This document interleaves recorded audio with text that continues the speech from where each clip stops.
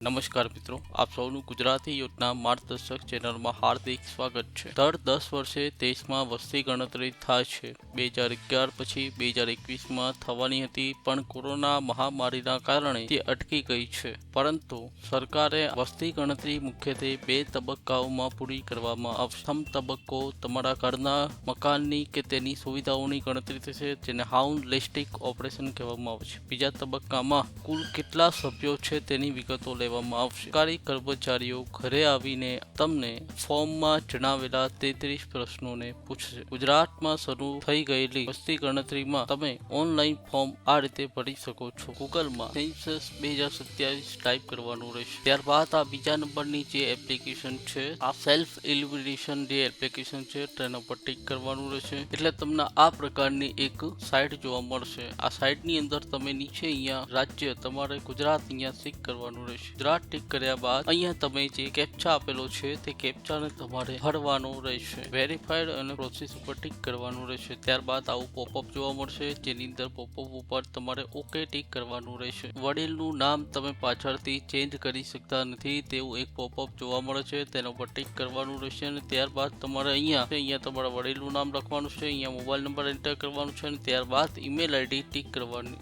Enter કરવાની રહેશે। અહીંયા તમે નામ આપણે લખી દઈએ છીએ ઝડપ। તમારા પર ઓટીપી સેન્ટ ઉપર ટિક કરવાનું છે, તેના ઉપર તમારે ટિક કર્યા બાદ અહીંયા ઓટીપી આવશે। અહીંયા તમારે લેંગ્વેજમાં ગુજરાતી લેંગ્વેજ સિલેક્ટ કરી લેવાની રહેશે। ત્યારબાદ અહીંયા ઓટીપી જે છે તેની અંદર ઓટીપી તમારે ભરવાનો રહેશે। વેરીફાઈડ ઓટીપી ઉપર ટિક કરવાનું રહેશે। વેરીફાઈડ ઓટીપી ઉપર ટિક કર્યા બાદ ગુજરાત ઉપર ટિક કરવાનું છે। ગુજરાત બાદ અહીંયા તમારે જિલ્લો જે છે એમાંથી એકાદો જિલ્લો સિલેક્ટ કરવાનો રહેશે। સિલેક્ટ કર્યા બાદ અહીંયા તમારે પિનકોડ નાખવાનો રહેશે। તમે અહીંયા પિનકોડ નાખી દેવાનો છે, અને ત્યારબાદ અહીંયા તમે તમારે અહીંયા સ્કેન કરીને અહીંયા તમે કોઈ પણ પ્રકારનું જે જગ્યાએ એ આવતું હોય ત્યાં તમારે સિલેક્શન કરવાનું રહેશે। સ્થળની પુષ્ટિ પર ટિક કર્યા બાદ અહીંયા તમારે સેવ અને આગળ વધો ઉપર ટિક કરવાનું છે। ત્યાં તમને અહીંયા સ્થળ માટે પૂછવામાં આવી રહ્યું છે, તો ત્યાં તમારે ચાલુ રાખવું ઉપર ટિક કરવાનું રહેશે। ત્યારબાદ સ્થળની પસંદગી કર્યા બાદ આ રીતનું આવશે, જેની અંદર તમને પૂછે છે ઘણા ઘરના ભોયતળાવમાં વપરાયેલી સામગ્રી, એમાં તમે પાકી ઈંટ અથવા તો મોઝેક ફ્લોર ટાઇલ્સ જે પણ લાગુ પડતું હોય તેના ઉપર તમારે ટિક કરવાનું રહેશે। ત્યારબાદ તમારે જણઘરની દિવાલમાં વપરાયેલી મુખ્ય સામગ્રીની અંદર જો પાકું મકાન હોય તો તમારે ઈંટ, અને જો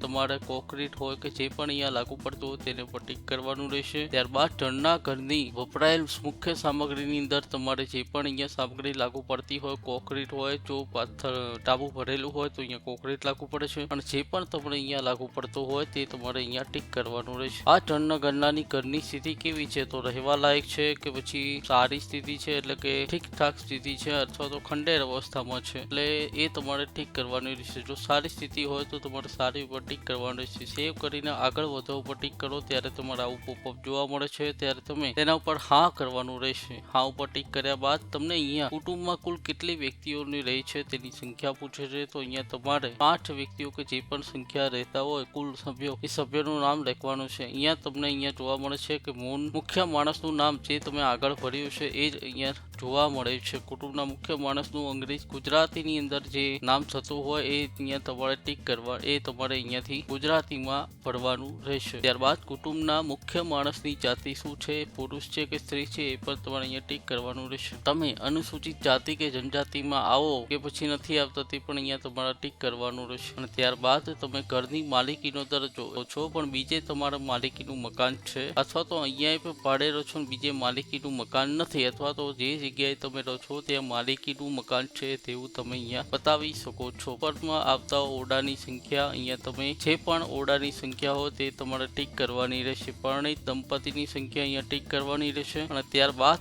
સેવ કરો અને આગળ વધો ઉપર ટિક કરવાનું રહેશે। જેવું તમે ટિક કરો છો ત્યારબાદ તમને અહીંયા પુષ્ટિકરણ માટે શું તમે ખરેખર ચાલુ રાખવા માટે તેના પર ટિક કરવાનું રહેશે। અહીંયા તમે પીવાના પાણીનો મુખ્ય સ્ત્રોત, તો તમે પીવાનું પાણી કેવી રીતે આવે છે, એટલે કે શુદ્ધિકરણ પ્રક્રિયા કરેલું નળનું પાણી એટલે કે આરઓ દ્વારા ફિલ્ટર થયેલું પાણી આવે છે, અથવા તો ફિલ્ટર વગરનું પાણી આવે છે, કે કૂવાથી, હેડપંપથી, કે ઝરણું, નદીથી, તલાવડીથી કઈ રીતે આવે છે તે તમે અહીંયા બતાવી શકો છો. તો તમે અહીંયા પીવાના પાણીના સ્ત્રોતની ઉપલબ્ધતાનું અંતર, તો અહીંયા તમે દૂર, જો તમારા ઘરની અંદર હોય તો તમે પરિસરમાં ઘરની નજીકમાં જ પાણીનો સ્ત્રોત હોય એટલે કે નદી, ઝરણું કે એવું કોઈ તલાવડી, સરોવર જો ઘરની બાજુમાં હોય અથવા તો હેડપંપ ઘરની બાજુમાં હોય તો પરિસરની નજીકમાં કહી શકીએ. પંચાયતના નળ દ્વારા જો તમારે પાણી આવતું હોય તો એનું પાણીનું સ્ત્રોત દૂર હોઈ શકે છે, એટલે દૂર ઉપર ટીક કરવાનું રહેશે. પ્રકાશનો મુખ્ય સ્ત્રોતની અંદર તમે વીજળી છે, કેરોસીન છે, સૌર ઉર્જા છે કે કઈ રીતે છે તે તમે અહીંયા ટીક કરવાનું રહેશે. ત્યારબાદ શૌચાલયનો, તમે ખુલ્લામાં શૌચાલય જાઓ છો અથવા તો તમે પબ્લિક શૌચાલયમાં જાઓ છો,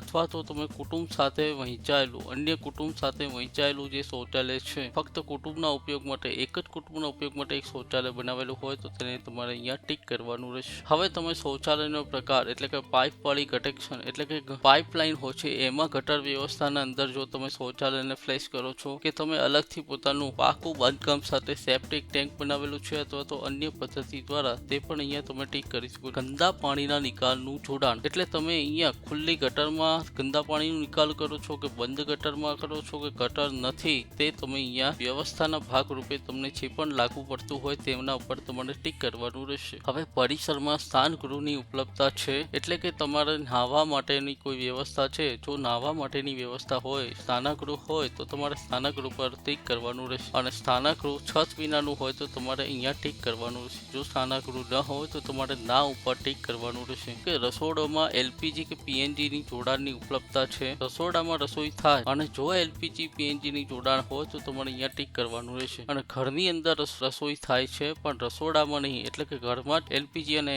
પીએનજી છે પરંતુ ઘરની અંદર છે, તેમાં રસોડામાં એલપીજી કે પીએનજી નથી, ત્યારે તમારે આમાં ટીક કરવાનું રહેશે. અને ઘરની બહાર રસોઈ થાય છે અને ત્યાં એલપીજી પીએનજી જોડાણ હોય તો તમારે અહીંયા ટીક કરવાનું રહેશે. આપણા કિસ્સામાં રસોડામાં રસોઈ થાય છે અને એલપીજી કેન કનેક્શન આવેલું છે, ત્યાં ટીક કરવાનું રહેશે. રસોઈ માટે ઉપયોગમાં લેવાતું મુખ્ય ઈંધણની અંદર એલપીજી, પીએનજી અને તમારે જે પણ લાગુ પડતું હોય તે તમારે અહીંયા ટીક કરવાનું રહેશે. તમારે અહીંયા સેવ કરો અને આગળ વધો ઉપર ટીક કરીને તમારે અહીંયા પુષ્ટિકરણની અંદર હા પાડવાનું રહેશે. જેવું તમે અહીંયા કરી દો છો એટલે અકસ્માતોની અંદર 5મા સ્ટેજ પર તમે પહોંચી જાઓ છો. પૂછવામાં આવે છે કે રેડિયો કે ટ્રાન્ઝિસ્ટર હોય છે, આજના જમાનામાં મોટા ભાગના ઘરોની અંદર રેડિયો કે ટ્રાન્ઝિસ્ટર હોતું નથી, એટલે તમારે મોટા ભાગના વ્યક્તિઓએ ના ઉપર ટીક કરવાનું રહેશે. હવે અહીંયા પૂછવામાં આવ્યું છે કે ટેલિવિઝન જે છે એટલે કે તમારા ઘરમાં ટીવી જેવી વ્યવસ્થા હોય તો તમે એની અંદર ડીટીએચ કે કોઈ કેબલ કનેક્શન આવેલું છે કે નથી આવેલું તેના ઉપર તમારે ટીક કરવાનું રહેશે. તો જો અહીંયા દૂરદર્શન નિઃશુલ્ક ડીશ લગાવેલી હોય તો તમારે એના ઉપર ટીક કરવાનું રહેશે. અહીંયા ઇન્ટરનેટનો ઉપયોગ કરો છો કે નથી કરતો, જેમાં લેપટોપ, કોમ્પ્યુટર અને મોબાઈલ, સ્માર્ટફોન કે અન્ય કોઈ ઉપકરણોનો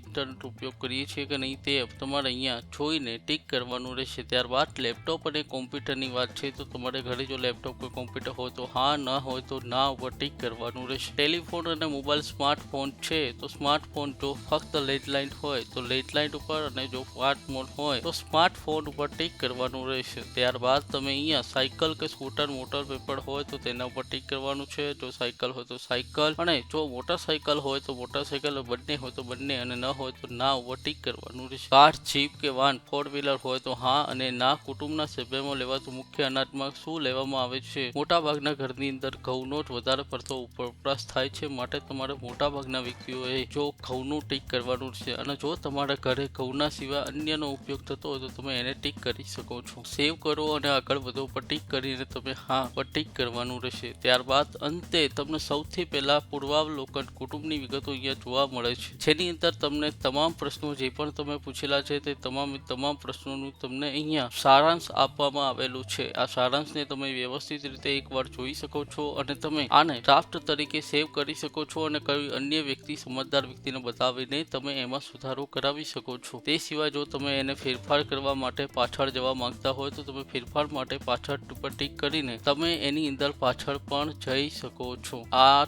પેજ ઉપર આવ્યા બાદ તમારે અહીંયા અંતિમ સબમિટ ઉપર ટીક કરવાનું રહેશે. જેવું તમે અંતિમ સબમિટ ઉપર ટીક કરો છો, નંબર જોવા મળશે. જે નંબર તમારા ઘરે જ્યારે અધિકારી આવે છે ત્યારે તમે એને એ નંબર બતાવવાનો રહેશે અને એ નંબરના આધારે તમારે ડાયરેક્ટ જ એ ફોર્મ ભરાઈ જાય છે. ડિસ્ક્રિપ્શનમાં હું લિંક મૂકી દઉં છું, તેના ઉપર ટીક કરીને તમે સીધી જ વેબસાઇટ ઉપર કનેક્શન થઈ શકો છો। આવી જ ઇન્ફોર્મેટિવ માહિતી માટે તમે અમારી ચેનલને સબસ્ક્રાઇબ કરીને લાઇક કરવાનું ન ભૂલતા। આવા જ વિડીયો સાથે ફરી મળીશું। જય જય ગરવી ગુજરાત, જય હિન્દ।